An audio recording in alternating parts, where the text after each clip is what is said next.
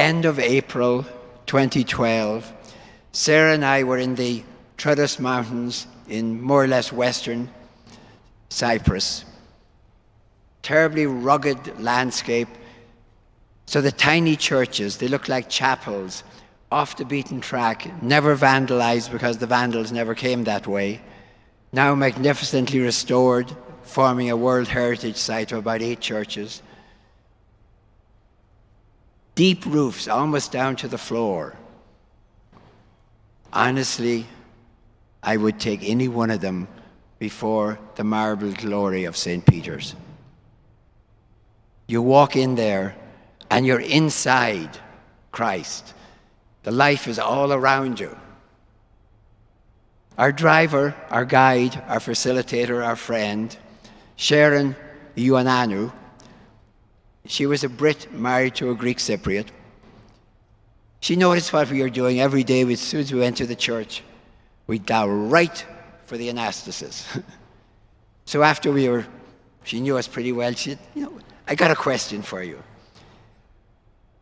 My mum comes over here for Easter holidays, and we always go to our little local churches. This is in the village of Platores, right in the center of the Trudus Mountains. She says, there's something I can't really understand. It seems so unfair.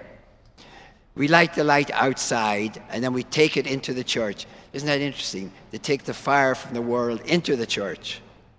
Not the opposite way. Anyway. But to get in there, the priest was pretty young. The doors are closed, and they pick the oldest man in the village to hold the door against this strong young priest. It's so unfair. He pushes in the door, it kind of sends him flying. Why do they do that? It left us speechless.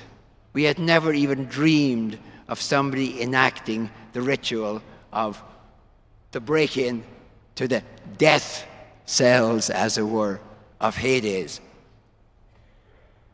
We knew exactly what it was. Now, to introduce the video this morning. It's a celebration. We're going to look just through the development of the Eastern anastasis tradition over about 500 years, some say 700 to 1200.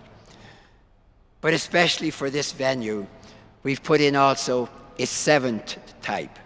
Here's what's going on. I just love it.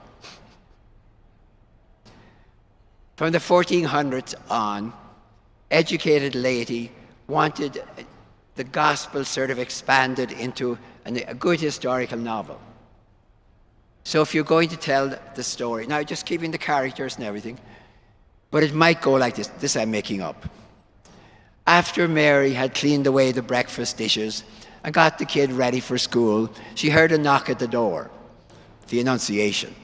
You're trying to get, the whole story is terribly human, especially about the resurrection. Of course, Mary believes in the resurrection, but where is he?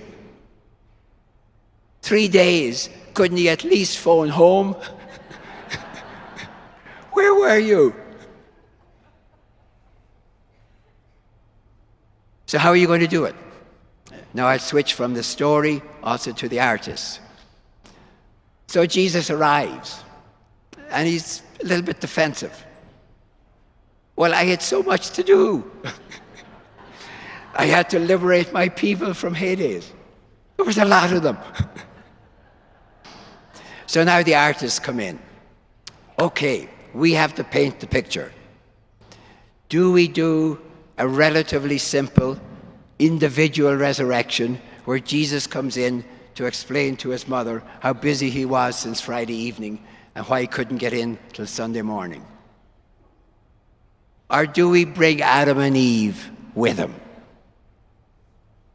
It's almost as if, it's not going to work if he tells her this story. Wouldn't it be much better if he showed it to her? So I want you to watch this last type, which I think is magnificently poignant, where Jesus comes in to Mary to explain why he hasn't been home in 3 days. And then he brings in confirmation by bringing Adam and Eve, or the whole crowd. The whole crowd crowded into Mary's room. All right, we will now go to the video.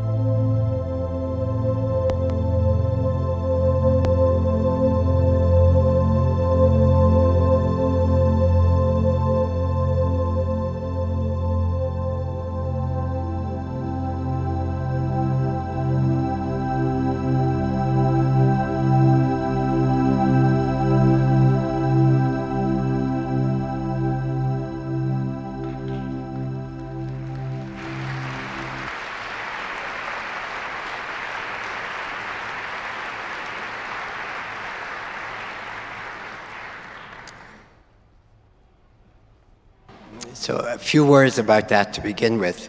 I think by now you would be able to decode any of those. If there is, first of all, Hades is the gatekeeper of death.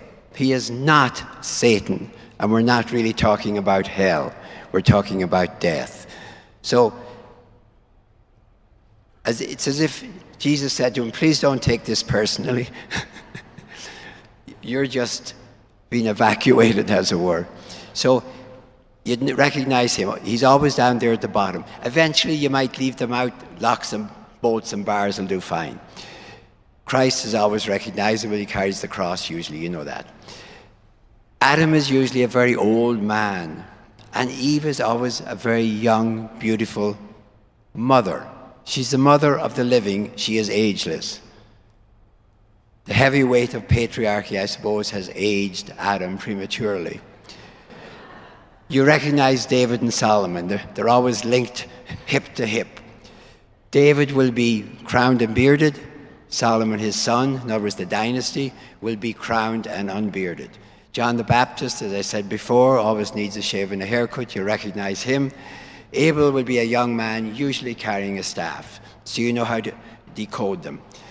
Now, I'm going to come back again to, at the end, to that question of development that I put in the second, because last night on the way out, some people asked us, well, what do we Westerners do now at Easter? Should we simply adapt the Eastern tradition? So what happened is Sarah and I went back home, and we had been asked by the staff to end up this morning by showing images that we could not let them flow past in a video, but put them up there, make a comment on them, and let you just look at them to conclude. So we already had a nice little keynote presentation made, and then yesterday evening we decided that's not going to work at all. So we went home and we did a completely different one. And it brings up this question: what do we do with this? And as I said, I'll come back to the end. I'm talking about the images.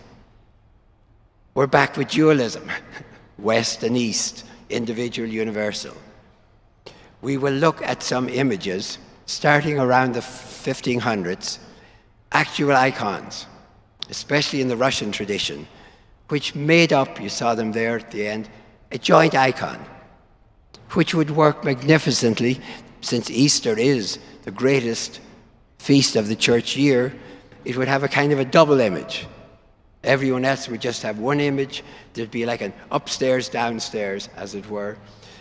Upstairs, Jesus will be coming out of the tomb, individual tradition. Downstairs, he's saving the human race, as it were. So I'll come back to that at the end. I'll try and time it to not run over. All right, now, some commentary. Come back to that term I used yesterday about metaphor. Let me please unpack that. Again, some questions. I was asked this morning, did I say the metaphor is reality? No, I didn't. We all know what a metaphor is. Let's take a nice simple one that nobody's going to even blink at. The clouds sailed across the sky. It's a metaphor. We really would not like somebody to pick us up and use some proper physics on what is happening. We know what people are thinking. The sky is blue, looks like the sea. Sails are white, clouds are white, look like sails. Okay, so we put together that and we make a metaphor. The clouds sail across the sky. And we don't expect to be picked up on it. We really don't. And if somebody says the sun also rises, the kind of phrase, we don't expect to be told, no, no, no, no, no, the world also turns. We understand it. If it's small enough, we're really good at metaphor. If the metaphor gets big enough, we don't see it. We're inside it. Metaphor creates reality. That is what our species does. We are metaphor creating beasties. Now here is the problem. We can create apparently, which must mean there's something else going on in this world, that we don't get away with bad metaphors. To use the most horrible example I can think of, the 1,000-year Reich is a metaphor. People start living it. Seems to be working fine. But it's actually hell on earth and lasts about 12 years. But at the end, millions of people have been slaughtered. We don't get away with bad metaphors. Something else. Well, if you think it's quite clear, what is happening with a bad metaphor is it's not in harmony with evolution, because evolution is absolutely fair to everything. And the mystery, as I said the first day, that surrounds like oil on a rock evolution is called God. God is the mystery that surrounds evolution. And I'm not using that as a way of bringing in a person. It's a mystery, the mystery that surrounds evolution. So here's the truth, I think. Heaven and hell are not locations in the future, but options in the present.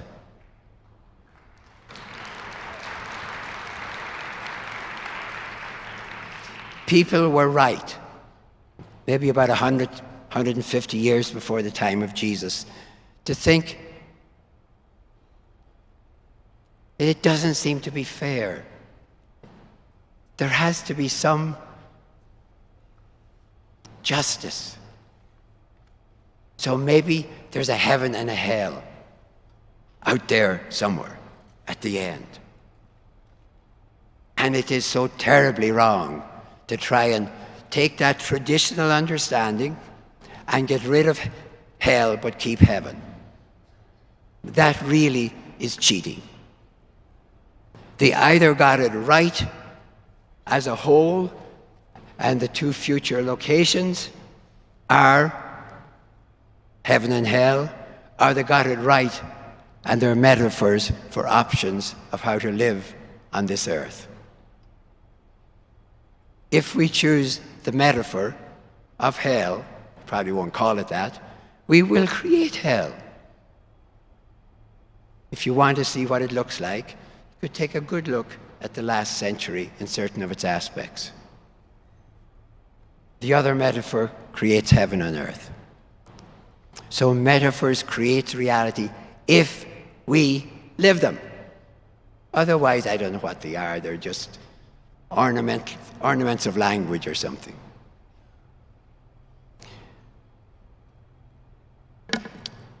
Let me think of something else. Also a question I was asked. Well, if this is a metaphor, what actually happened on Easter Sunday? Well, here's what we know. After the death of Jesus, some of his closest companions had visions of him. Now let's pause for a second. Visions, like dreams, are absolutely natural, hardwired possibilities of our human mind.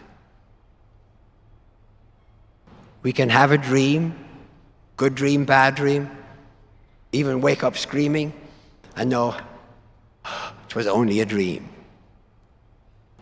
If you don't realize that and call the police because there was somebody in your room with an axe, then that's an hallucination. Dreams or visions are not hallucinations. You know when you've had a vision or else you've had a hallucination. So it would be absolutely predictable, even if we had no evidence, that with Jesus taken from them suddenly, brutally, horribly, his closest companions would have visions as real and tangible as this water is here before me. I can see it. I can touch it. If I'm not careful, I'm going to spill it. And of course, you could talk to somebody in a vision. I don't know this. I've never heard it. But I would be very surprised if some of those people whose beloved members of their family left home on 9/11 and were never even heard of again. It would be almost unnatural if they did not have visions. So I think this is profoundly right. And statistically, women, since they're more attuned to the universe, are more likely to have visions than men. That's just statistics. So I'm convinced, yes, historically, they had visions. Now, it's a little bit sad, to be honest with you, that what you get in the New Testament, written much later, even Paul in 1 Corinthians 15, telling what he was told, isn't just filled with, he's back! We had a vision. But who had the first one? Was it male or female?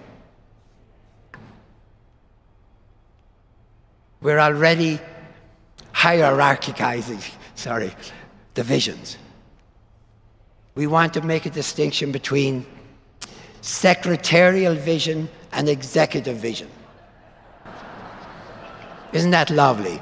Christ appears to the women. What does he say? Go tell the boys.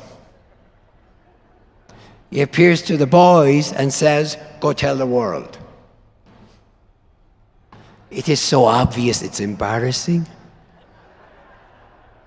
And in John chapter 20, when you have that apostolic Olympiad, when the beloved disciple and Peter race to the tomb, isn't it obvious?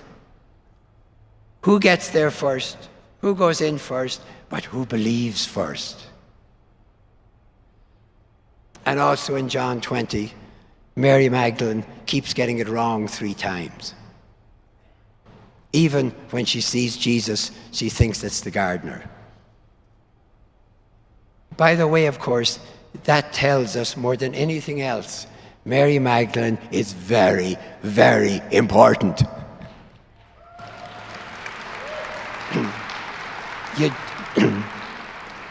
The tradition will not bother attacking somebody who isn't important. So of course, we are already hierarchical. So leave all that stuff aside, okay? Leave it aside. They had visions. Now, when you have a vision, of course, what you are doing, actually, it's not subjective, it's not objective, it is interactive. Interactive. What you are doing is bouncing your imagination off transcendence. And yeah, the transcendent will be somewhat what's already in your mind. Of course, little Irish girls who have a vision will probably not see Kali or Krishna. They will see the Virgin Mary, and she'll be wearing the sky colors of the Mediterranean, blue and white, and they ain't the sky colors of Ireland. I would suggest grey and greyer might work better. Anyway, so yes, of course, but it's not all in your mind. You are bouncing your mind off transcendence. So, they had visions. Now they have to interpret them. And here's the huge surprise. Everything you would expect in their tradition is they would say, Jesus has been taken up to God. Jewish tradition.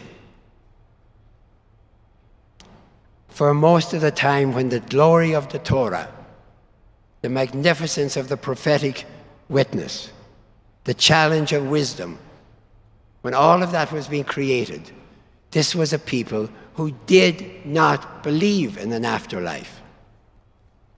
I'm doing the negative. Refused to believe in an afterlife. In one sense, they were more Mesopotamian than Egypt. They knew, of course, about an afterlife. If they ever came out of Egypt and looked to their left, they'd ever seen those pointy things, and of course they would have known that Egypt was filled with preparation for an afterlife. But that was part of the typical polytheistic impertinence. It was enough to have belonged to the people of God, and when you died, you went down to Sheol, which was like a giant condominium complex of graves beneath the earth. It was dark, it was gloomy, it was dusty. How did they know that? Because they got into a tomb. It was over. It was gloriously enough to have belonged, to have participated, to have promoted the people of God. But they also believed that a very holy person, exceptionally holy person, could exceptionally be taken up to God. So Enoch, for example, in Genesis, taken up to God. Elijah, of course, complete with transportation by chariot, taken up to God. Moses was a bit tricky, because surely he should have been, but the story said he died. But nobody knew where the grave was. So Josephus and Philo had a great time explaining that probably he was taken up to God. But he didn't want to, he wanted to appear humble, so he let us be buried. All of that would have been absolutely traditional.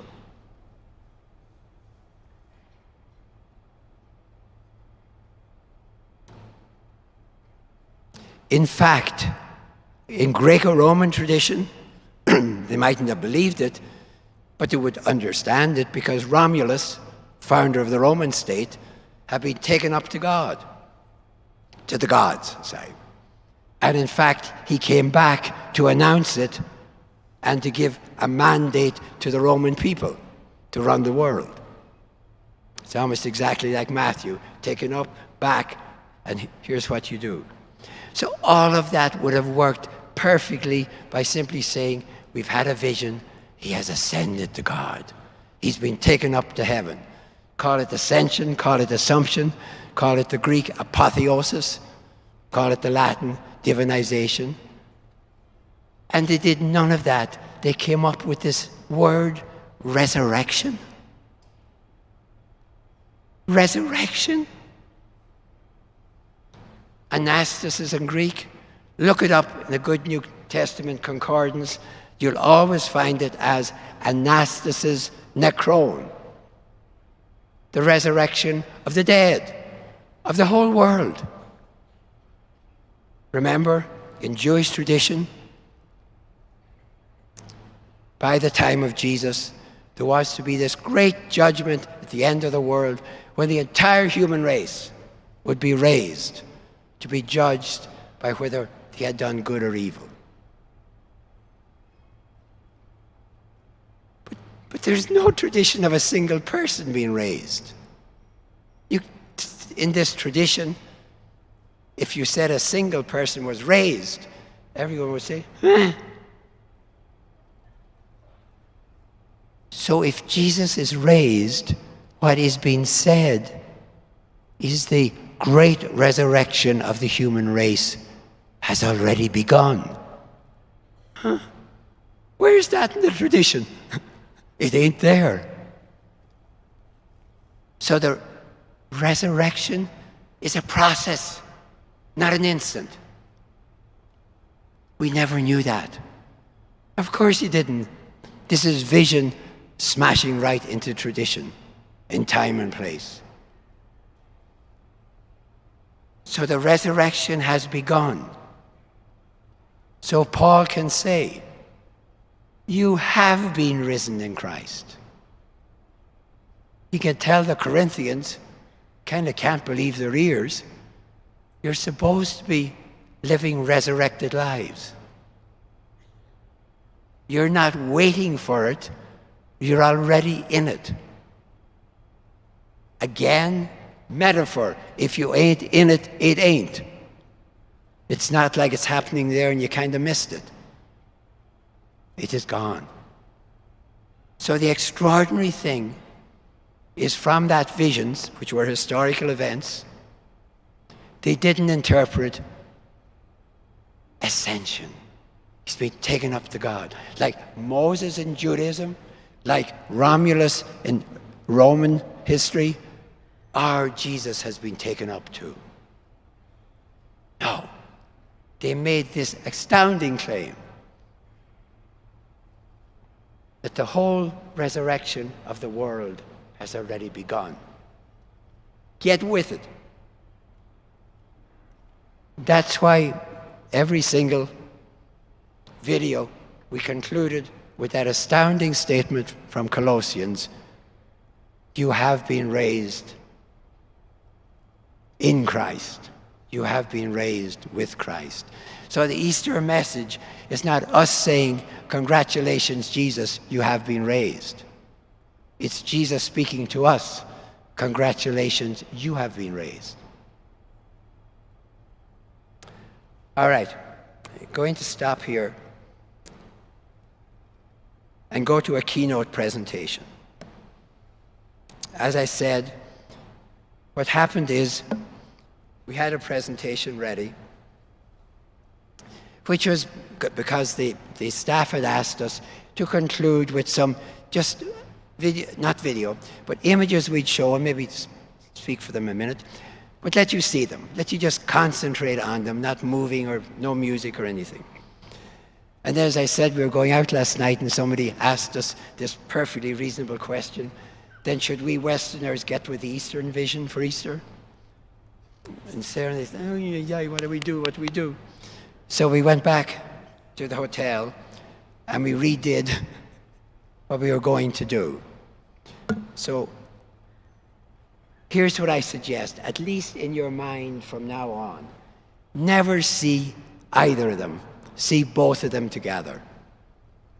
Negate the dualism of East and West, individual, universal, by having at least in your mind. I don't suggest you go after the mosaics or the frescoes in your church and do some damage to them. But I want you to, because other people have asked the same question, starting around, say, the 1400s on. So it's late in the game. 1400s all the way for the next 500 years. Let's take a look at some of them.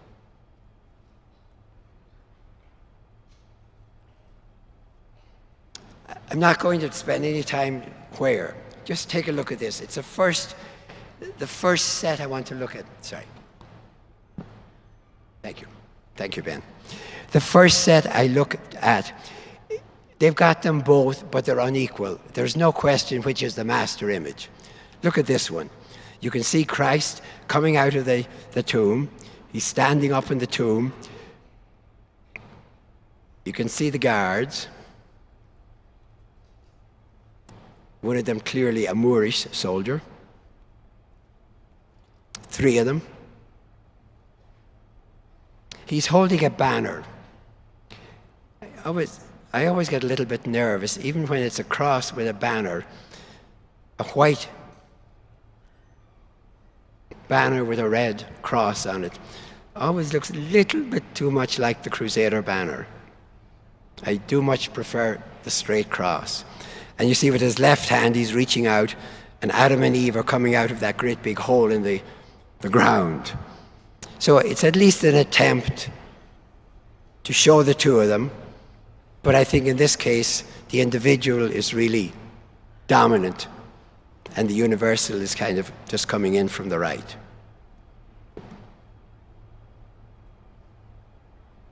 Here's another glorious one. Now we've got 2 images of Christ. Definitely, again, the dominant one, of course, is the individual resurrection. And always watch in individual resurrection the soldiers. They will either be sleeping, remember which is the lie they told in Matthew, or actually seeing it. Because Matthew would imagine they were there to guard the tomb, only in Matthew, and so they would have seen it. Stepping out of the tomb. And then over to the left, another image of Christ. So you have 2 images of Christ. He's bringing Adam and Eve and others behind. And you see that the Hades is already smoking. It's been turned into hell. Because part of the problem for the West was, once it decided to go absolutely with the individual, what do we do with all of these images all over our church of the The other one, well, that's the harrowing of hell. It's like Jesus had a terrible, terrible day on Friday, a terribly busy day on Sunday, but so he wasn't really bored on Saturday. This is what he was doing. The harrowing of hell, the descent into limbo, the descent into Hades. Call it what you want. Don't call it resurrection. Now we're starting to get a very interesting one where the universal resurrection is far more dominant. You can see Christ in the middle, and he's not carrying a cross. Some of the very earliest ones around the year 700, this is just copied from them, he's carrying a scroll, because earliest Christianity thought of Jesus also as a philosopher, a teacher. So you see his left hand with the scroll, his right hand holding on to Adam. I hope you can make out Eve's face to the right, merging in with the red of John the Baptist behind them. Down below, two angels are busy binding Hades forever. Death is locked away. Then over in the bottom right-hand corner, you don't know whether it's coming in to be equal or being pushed out almost. Jesus is coming out of the tomb, still got his scroll in his left hand, see it? Climbing out. See all the soldiers flattened down at the bottom right? But his hand is gesturing up. This is definitely universal, acknowledging the existence of the individual, but the individual saying, you really want to see it? This is it. There's another of the same style. There's quite a few of this style. Down in the bottom right-hand corner, the individual, but the dominant one is certainly... So you still have the two fighting one another, as it were. Here's a marvelous one from Cyprus.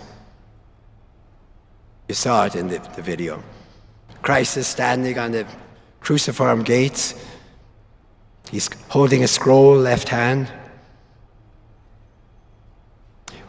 Once you get down one of these, you got them all. Adam to right, Eve, you see.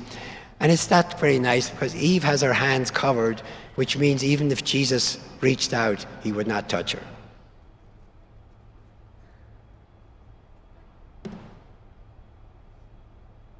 Now we're getting to the ones, I think, who really try to do equal. How are we going to get the two of them in there and do it equally? This is what we call the upstairs-downstairs solution. You can see at the bottom Christ carrying the cross, reaching out to bring, it looks like Adam, you can barely see, and Eve.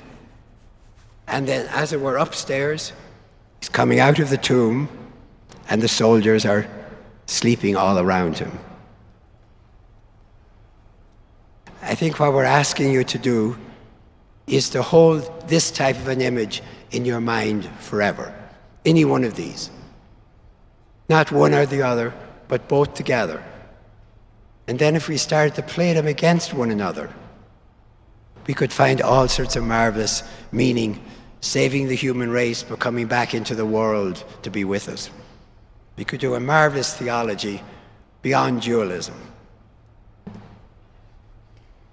This one Sarah and I love. In some of the videos we do all sorts of pyrotechnics. It's the letter B, as you can see, from Beatus Vir in Latin, the first psalm, first verse. You can see Jesus coming out, and he's stepping on the soldier, which is like left over from stepping on Hades in the other tradition. Two soldiers sleeping, one probably getting his sleep slightly interrupted by having his face trodden on. But Jesus has the cross again, the wounds are obvious.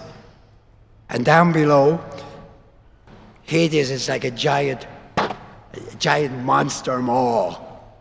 And they're coming out. And look at the cross of Jesus is kind of pressing down on Hades, who's just green with envy. You see him? On his mouth, because he's been swallowing people. Sometimes he's shown with a distended stomach because he's the people eater. Lovely one from Florence. Upstairs, Jesus coming out of the tomb. Downstairs, you can see him with Adam and Eve. And I love Satan, who's evacuating the world because somebody says, I believe. Credo. You see it down in the left-hand corner?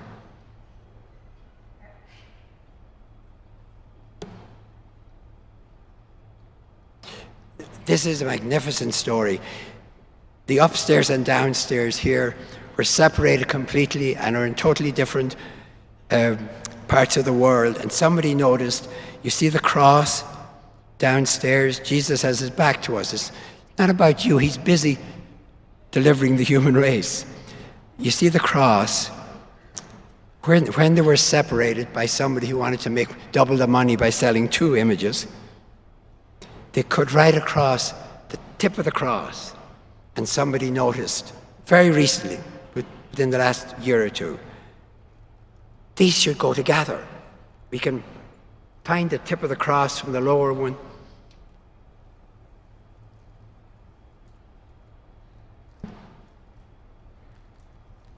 Now, these are the typical Russian icons, 15, 16, 17, 18. This might have been the cover of a book. I don't know. I can't see the nail holes, but you have the upstairs, downstairs. Upstairs, Jesus coming out of the tomb. Downstairs, liberating. And they can get completely, magnificently joyful, as it were. The whole human race comes out in a great big swirl and surrounds Jesus upstairs, downstairs.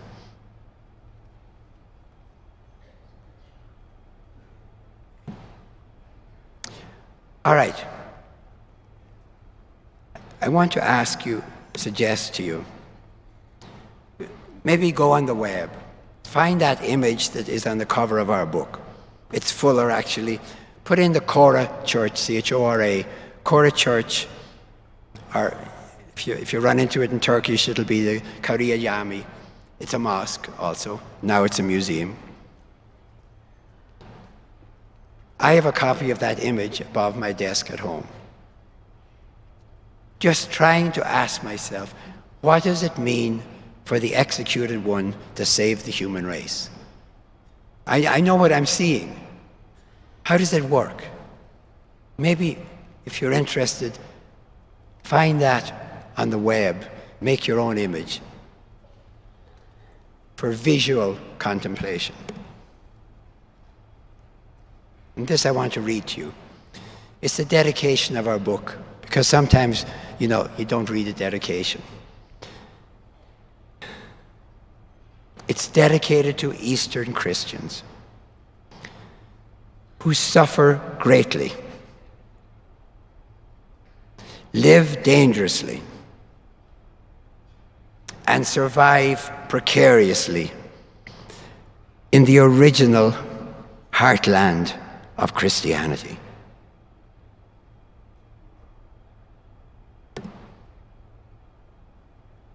And I'm going to end with this, as always.